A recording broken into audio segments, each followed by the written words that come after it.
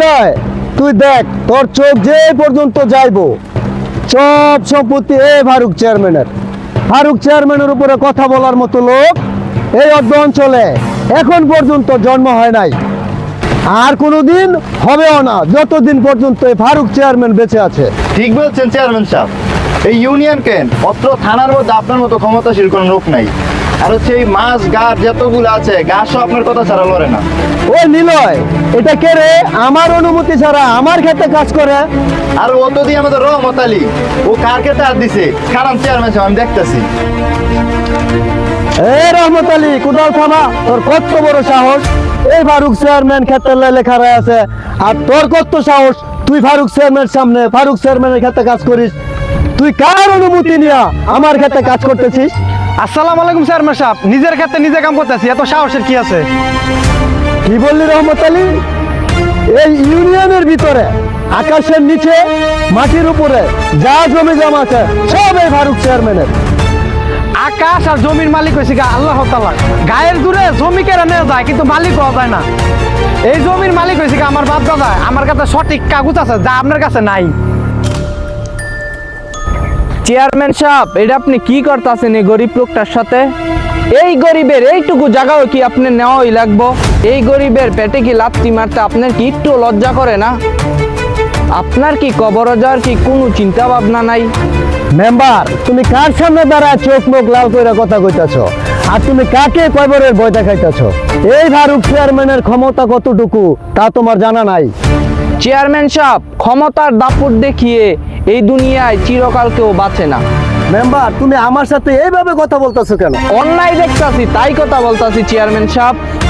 Member সাহেব, চেয়ারম্যানের সামনে দাঁড়িয়ে আপনি মুখে মুখে তর্ক করতেছেন, মেম্বুরিটা গুলো আপনি খায়েন না। নিলয়, চেয়ারম্যানের চামচামি বন্ধ কর। মেম্বার, আজ তোকে ছেড়ে দিলাম। আমাকে অপমান করার প্রতিশোধ আমি একদিন না একদিন নিবই।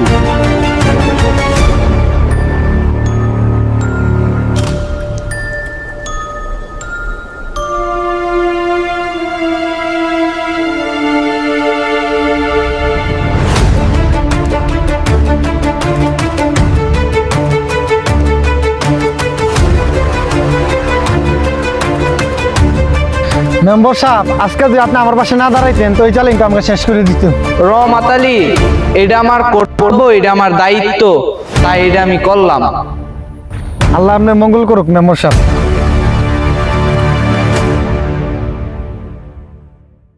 নিলয়, দেখ তোরে গরুটা কেডা লইয়া যায়। নিলয়, গরুটা তো অনেক সুন্দর রে। নিলয়, গরুটা আমার পছন্দ হয়েছে। গরুটা নিয়ে আমার বারবার বাইন্দা তো। চেয়ারম্যান সাহেব, গরুটা যে হরমুস্কার, গরুটা কেমন পছন্দ হয়েছে? গরুটা আমার অনেক পছন্দ হয়েছে। গরুটা নিয়ে আমার বারবার বাইন্দা তো। আমার গরুটা নাই, আপনি দেখেন আমি আপনার বিষয় ছিলাম। হ্যাঁ কইতাছে আপনার লগে বলে আর বড় একটা ঝামেলা আছে, মানে ঝামেলার লাগে গরু নেগা কেন? আমার কি করার আছে? আমার ঝামেলা নেই, কোন কোনো কি রে নিলয়, তোর লগে বলে ওনার কোনো ঝামেলা নাই? আমি ফুলাবান পাইছি, এটা দুধ মুধ বেচে আমি ফুলাবান ঢেলে আবারে করাই, আমি নিজ চলি।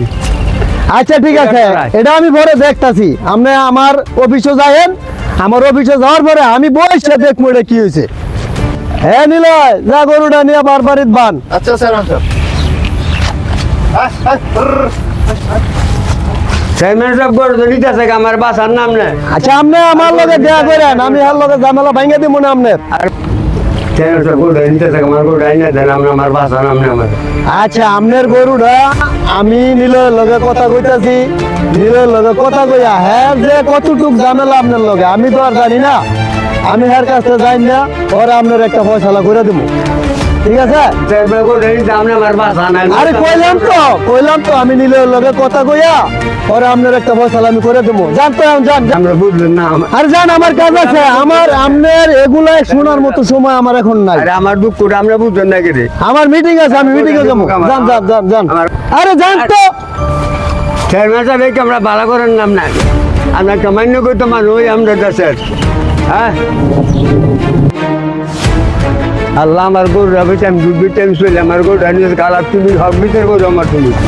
অবশেষে এই গরিব লোকটার শেষ সম্বল গরুটি ফারুক চেয়ারম্যান কিনে নিয়ে যায়। এরকম ঘটনা অনেকের সাথেই ঘটে থাকে। নিরীহ মানুষ মার খায়, কিন্তু প্রতিবাদের জন্য আজও কি মানুষ আছে?